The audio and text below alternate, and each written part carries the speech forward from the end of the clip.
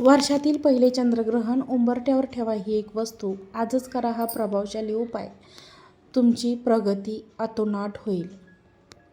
श्री स्वामी समर्थ. आजच्या या नवीन व्हिडिओला सुरुवात करते. 2026 हे वर्ष खगोलीय आणि आध्यात्मिक दृष्टीने अत्यंत महत्त्वाचे ठरणार आहे. वर्षाची सुरुवात होत असतानाच मार्च महिन्यात एक मोठी घटना घडणार आहे. ती म्हणजे 3 मार्च 2026 रोजी वर्षातील पहिले चंद्रग्रहण लागणार आहे. विशेष म्हणजे ग्रहण होळीच्या म्हणजे धुलिवंदनात येत असल्याने याचे महत्त्व अधिक वाढले आहे. आजच्या या व्हिडिओमध्ये आपण ग्रहण भारतात दिसणार का, ग्रहणाची नक्की वेळ, सूतक काळ कोणता आहे, कोणत्या राशीवर याचा शुभ परिणाम होणार आहे आणि सर्वात महत्त्वाचं म्हणजे हाच एक प्रभावी उपाय आपल्याला या दिवशी करायचा आहे. हा उपाय जर आपण केला तर शत्रू आपल्यासमोर गुडघे टेकवतील, आपल्या मनातील इच्छा पूर्ण होतील. या दिवशी कोणते नियम पाळावे, कोणत्या गोष्टी टाळाव्यात याबद्दलची संपूर्ण माहिती या आजच्या व्हिडिओमध्ये मी तुमच्यासोबत शेअर करणार आहे. त्यामुळे व्हिडिओ हा शेवटपर्यंत पहा, कारण ही माहिती तुमच्या आयुष्यातील दुःख दूर करण्यासाठी अत्यंत मोलाची ठरणार आहे. जर हा व्हिडिओ आवडला तर व्हिडिओला लाईक करा, व्हिडिओला शेअर करा आणि चॅनलला सबस्क्राईब करायला विसरू नका. त्याचबरोबर कमेंटमध्ये ओम चंद्रदेवाय नमः लिहायला विसरू नका, जेणेकरून त्या भगवान चंद्रदेवांची तुमच्या कुटुंबावर, तुमच्या पतीवर, तुमच्या मुलांवर अगदी भरभरून अशी कृपा होईल. ग्रहणाची वेळ आणि सूतक काळ हा 1:30 वाजल्यापासून म्हणजेच 1:30 ते 3:30 असणार आहे. शास्त्रानुसार 3:30 पर्यंत असणार आहे. शास्त्रानुसार जेव्हा पृथ्वी, सूर्य आणि चंद्राच्या मध्ये येते तेव्हा चंद्रग्रहण घडते. 3 मार्च 2026चे ग्रहण पूर्ण चंद्रग्रहण असण्याची शक्यता असणार आहे. भारतीय वेळेनुसार ग्रहण काळात अंदाजे दुपारी किंवा संध्याकाळी ग्रहण सुरू होईल. चंद्रग्रहणाचा सूतक काळ ग्रहण सुरू होण्याच्या 9 तास आधी सुरू होतो. या काळात मंदिरे बंद असतात आणि कोणतेही शुभकार्य केले जात नाही.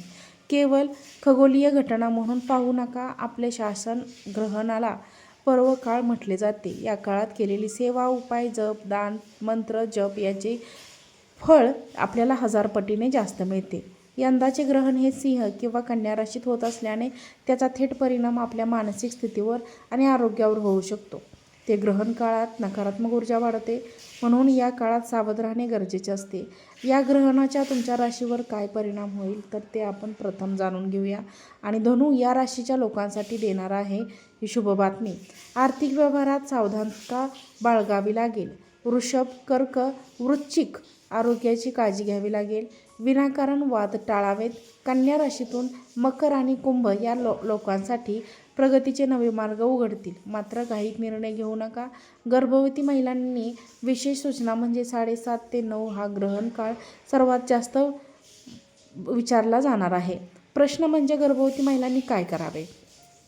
ग्रहणाची किरणे गर्भातील बाळासाठी हानिकारक मानले जातात, त्यामुळे शक्यतो घरातच राहा.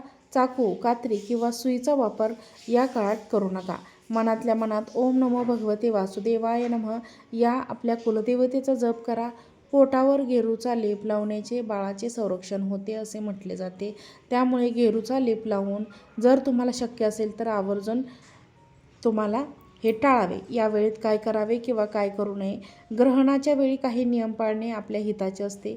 सूतक काळ लागण्यापूर्वी अन्नामध्ये तुळशीचे पाने टाकून ठेवावेत. ग्रहण काळात जेवण टाळावे. हा काळ मंत्रसिद्धीसाठी उत्तम आहे. गायत्री मंत्र किंवा महामृत्युंजय मंत्राचा जप करावा. ग्रहण संपल्यानंतर अंघोळ करून गरजूंना पांढऱ्या वस्तूचे दान करणे अत्यंत शुभ मानले जाते. त्यामध्ये तुम्ही तांदूळ, साखर, दूध या वस्तू दान करू शकता. 2026 हे पहिले चंद्रग्रहण आपल्या सर्वांसाठी खूप महत्त्वाचे असणार आहे. 2026चे हे पूर्ण चंद्रग्रहण खग्रास चंद्रग्रहण असणार आहे आणि ग्रहणाचा स्पर्श म्हणजे ग्रहणाची सुरुवात ही दुपारी साधारणतः 3:55 सुरू होणार आहे. ग्रहणाचा मध्य हा सकाळी 5:10 सुरू होणार आहे. ग्रहणाचा मोक्ष हा संध्याकाळी 6:25 होणार आहे. याचा अर्थ असा की दुपारी 4 ते संध्याकाळी 6:30 वाजेपर्यंत ग्रहणाचा मुख्य काळ असेल. बघा, ग्रहणाचा जो चंद्रग्रहणाचा सूतक काळ ग्रहणाच्या 9 तास आधी सुरू होतो, त्यांनीसुद्धा काळाचा प्रारंभ हा सकाळी 7 वाजेपासून सूतक काळ सुरू होईल आणि स्वतः सूतक काळात देवाची पूजा करणे, अन्नाचं जेवण करणे किंवा अन्न खाणे हे वर्ज्य मानले जाते. मात्र हे नियम प्रामुख्याने ग्रहण दिसते तिथे लागू होतात. जर हे ग्रहण तुमच्या भागात दिसत नसेल तर केवळ धार्मिक श्रद्धेनुसार काही नियम पाळणे खूप महत्त्वाचे आहे. धूलिवंदन आणि ग्रहण एकाच दिवशी आल्याने अनेकांमध्ये संभ्रम आहे.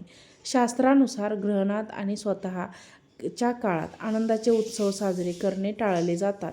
जर तुम्हाला रंग खेळायचे असतील तर 3 मार्च रोजी सकाळी 7च्या आधी खेळणे सर्वात उत्तम राहील. सकाळी 7 नंतर सूतक काळ सुरू होत असल्याने दुपारी प्रत्यक्ष ग्रहण काळ असल्याने दुपारी रंग खेळण्याचे टाळावे.